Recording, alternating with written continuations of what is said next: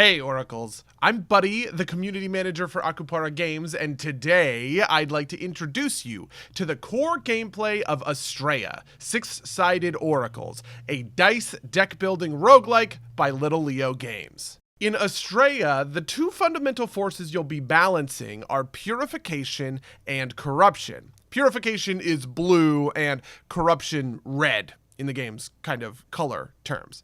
Purifying a good guy like me or my Sentinels is going to heal them, while corruption damages them. Likewise, purification damages my opponents and corruption heals them. The goal of the game is to purify your enemies before you are corrupted entirely. And by the way, in case you're wondering, no animals are hurt in the process of purification. You know, like once I purify this little guy, he's just gonna give a hop and get the hell out of here.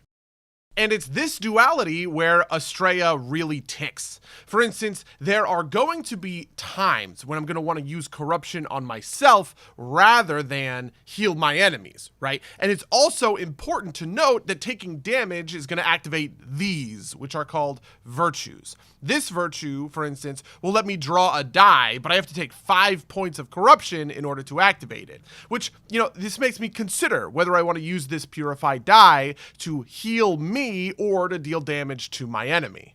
Which is where the dice come in. When you're playing Astrea, you'll have a dice pool, which is essentially your deck. Or, you know, maybe it's better to think of it like a dice bag, like in D&D, where each turn you're going to reach in, pick a certain number of random dice, and then roll them.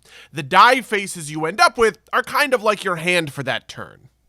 And just like a normal deck builder, as you move through battles, you're going to be adding dice to your dice pool over time. The interesting hitch, though, is that when you win a battle, you'll be prompted to add a safe die, a balanced die, or a risky die to your dice pool. And a risky die is nice because it will have very powerful positive effects, but the drawbacks are going to be significant too.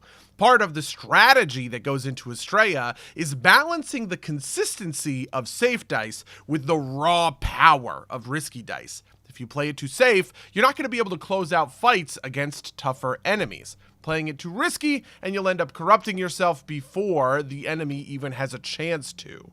Anyway, there is plenty more when it comes to talking about Astrea, like the game's 6 different characters with their own unique mechanics, but all of that is a little down the line. For now, if you'd like to learn more about Astrea, please feel free to come hang out with me in the Astrea Discord. And otherwise, I hope you have a great time at the mix. Cheers.